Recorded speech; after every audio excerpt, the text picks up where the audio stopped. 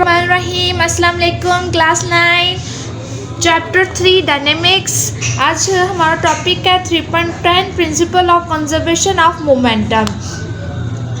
जब हम हरकत करती हुई चीज़ों के इंटरेक्शन का मुशाहिदा करते हैं, ख़ास तौर पर टकराव यानी कोलिजन के दौरान, तो एक अहम हकीकत सामने आती है। जो दो जिस्म यानी दो बॉडीज़ आपस में टकराते हैं, एक जिस्म अपनी मोमेंटम खो देता है, दूसरा जिस्म इतनी ही मोमेंटम हासिल कर लेता है।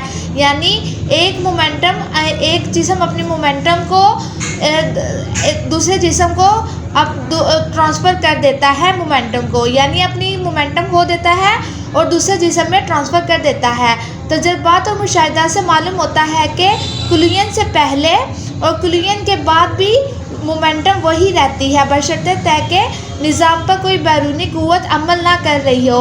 यानी टकराव से, यानी जब बॉल्स टकराने से पहले भी मोमेंटम और टकराने के बाद भी मोमेंटम कंजर्व रहती है, यानी कम नहीं होती, क्योंकि जितनी मोमेंटम एक बॉडी खो देता है, दूसरा जिस्म उतनी ही मोमेंटम हासिल कर लेता है। इसमें एक शर्त यह है कि इसमें कोई बैरूनी क़ुव्वत एक्ट ना कर रही हो, कोई फ्रिक्शन वगैरह, कोई इस तरह की रेजिस्टेंस मौजूद ना हो जिसकी वजह से मोमेंटम में हमारे कमी आए। तो इस हकीकत से principal of conservation of momentum का तसव्वुर पैदा हुआ है। अगर किसी निज़ाम पर कोई बैरूनी क़ुव्वत अमल ना करे तो इस निज़ाम की टोटल मोमेंटम हमेशा बरकरार रहती है।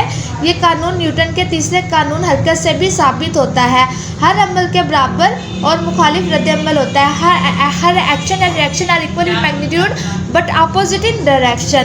टकराव के दौरान दोनों बॉडीज़ एक दूसरे पर बराबर मगर मुखालिफ अपोजिट फोर्स लगाते हैं।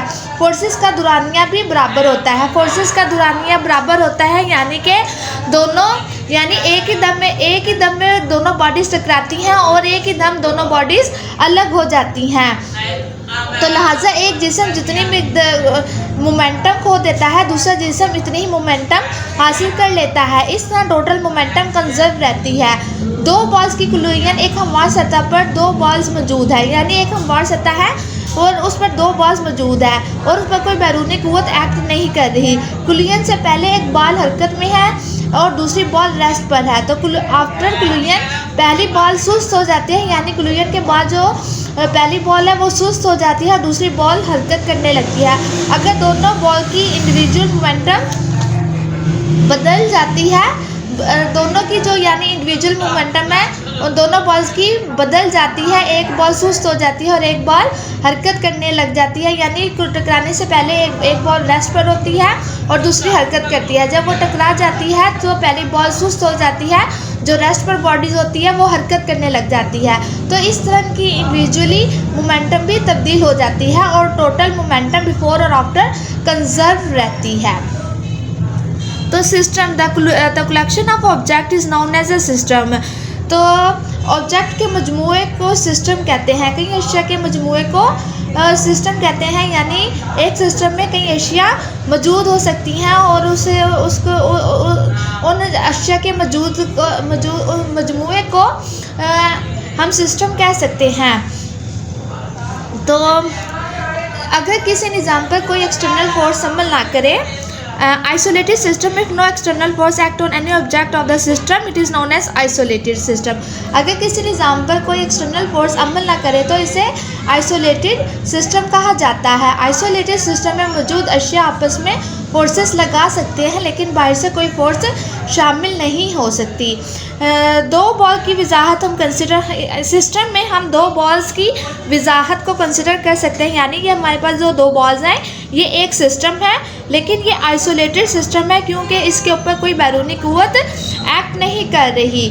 तो हमारे पास दो बॉल्स हैं जिनके मैसेज बिलतरतीब M1 M2 है। ये दोनों बॉल्स एक ही सीधी लकीर में एक ही सिमत में हरकत कर रही हैं, एक ही सीधी लकीर में एक ही सिमत में हरकत कर रही हैं और इनकी रफ्तार वेलोसिटी यानी V1 V2 है।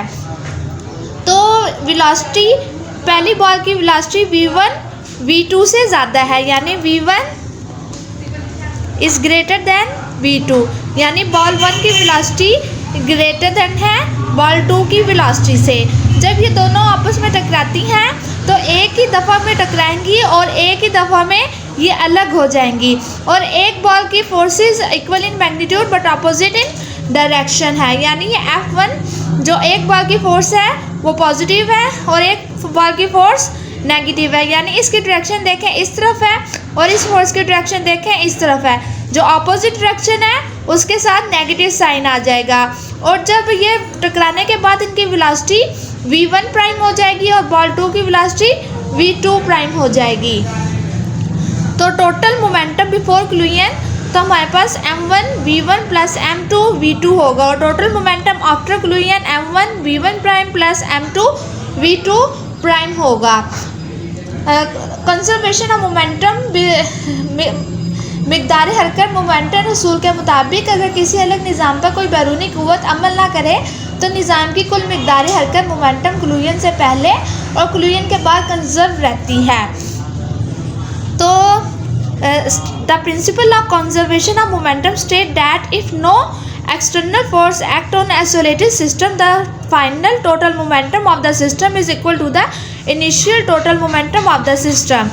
m1 v1 plus m2 v2 momentum before collision equal momentum after collision m1 v1 prime plus m2 v2 prime. इसका मतलब अगर हमारे सिस्टम पर आइसोलेटेड सिस्टम है और आइसोलेटेड सिस्टम में कोई बैरूनी क़ुव्वत यानी एक्सटर्नल फोर्स एक्ट नहीं करती, अगर हमारे सिस्टम में कोई एक्सटर्नल फोर्स एक्ट नहीं करेगी तो हमारे जो बॉडी का जो हमारा सिस्टम है, जो हमने अपना सिस्टम कंसिडर किया हुआ है, उसमें हमारी मोमेंटम टोटल मोमेंटम कंजर्व रहेगी बिफोर एंड आफ्टर क्लूजन। तो मिसाल के तौर पर दो एक जैसी बॉल्स का तसादुम करते हैं, यानी हम दो एक जैसी बॉल में क्लूजन करवाते हैं। अब एक सादा मिसाल लेते हैं ताकि बात वाज़ेह हो जाए। फ़र्ज़ करें दो एक जैसी बॉल्स हैं, यानी मैस m1 m2। पहली बॉल हरकत में है, दूसरी बॉल रेस्ट पर है। जब पहली बॉल दूसरी बॉल से टकराती है तो पहली गेंद अपनी कुछ या पूरी मिकदार हरकत यानी मोमेंटम दूसरी बॉल को मुंतकिल कर देती है, दूसरी बॉल हरकत में आ जाती है। अगर बॉल बिल्कुल एक जैसी हो तो हम देखते हैं कि पहली बॉल रुक जाती है और दूसरी बॉल उसी रफ्तार से चलने लगती है। ये इस कंडीशन में होगा जब हमारी दोनों बॉल का मैसेज एक जैसा होगा। जिस रफ्तार से पहली बॉल चल रही थी, इसी सूरत में पहली बॉल भी उतनी ही जितनी मिकदार हरकत खोएगी, दूसरी बॉल उतनी ही मिकदार हरकत यानी मोमेंटम हासिल कर लेगी। तो मोमेंटम बिफोर क्लूजन इक्वल होता है मोमेंटम आफ्टर क्लूजन। ये असूल सिर्फ बड़ी अशिया जैसे बॉल्स कॉर्ड्स पर ही लागू नहीं होता, बल्कि छोटी अशिया जैसे एटम्स और मॉलिक्यूल्स के तसादुम यानी उनके क्लूजन्स पर भी बिल्कुल इसी तरह लागू होता है। जब छोटी अशिया टकराती हैं तो ये ला उन पर भी लागू होता है और जब बड़ी अशिया टकराती है ये ला उन पर भी लागू होता है। अब जब for your information, seat belt जब कोई चलती हुई गाड़ी अचानक रुक जाती है तो गाड़ी के अंदर मौजूद मुसाफिर आगे की तरफ झुक जाते हैं या आगे की जानिब हरकत करते हैं। जब गाड़ी अचानक रुक जाती है तो मुसाफिर जो होते हैं वो आगे की तरफ हरकत करने लग जाते हैं, यानी आगे की तरफ झुक जाते हैं। इसकी बुनियादी वजह जिस्म की बॉडी की इनर्शिया है। जब गाड़ी चल रही होती है तो मुसाफिर भी इसी रफ्तार से आगे की तरफ हरकत कर रहे होते हैं। अचानक ब्रेक लगाने से गाड़ी तो फ़ौरन रुक जाती है, लेकिन मुसाफिरों के जिस्म का ऊपरी हिस्सा यानी ऊपर वाला बॉडी का हिस्सा अपनी पिछली हालत यानी हरकत को बरकरार रखने की कोशिश करता है। यानी हमारा जिस्म ये चाह रहा होता है कि हमारी जो गाड़ी वगैरह वो जो चल रही है हम उसी स्टेट में रहना चाह रहे होते हैं कि हमारी बॉडी उसी स्टेट में रहना चाह रही है कि गाड़ी चलती ही रहे, रुके ना। तो इसलिए जब वो अचानक ब्रेक लगती है तो हमारी बॉडी आगे की तरफ झुक जाती है। इसी वजह से मुसाफिर आगे की तरफ गिरने या झुकने लगते हैं। अगर सीट बेल्ट ना लगी हो तो मुसाफिर का जिस्म पूरी कुव्वत के साथ आगे बढ़ता है और वो विंडशील्ड या स्टीयरिंग व्हील से टकरा सकता है, जिससे शदीद चोट या जानी नुकसान भी हो सकता है। सीट बेल्ट से मुसाफिर की बॉडी को सीट के साथ बांध कर रखती है। जब गाड़ी अचानक रुकती है तो सीट बेल्ट मुसाफिर को आगे की तरफ हरकत करने से रोकती है, जिस्म को आहिस्ता आहिस्ता रोकती है, जिस्म से झटका कम हो जाता है। इस तरह चोट लगने या जानी नुकसान का खतरा कम हो जाता है।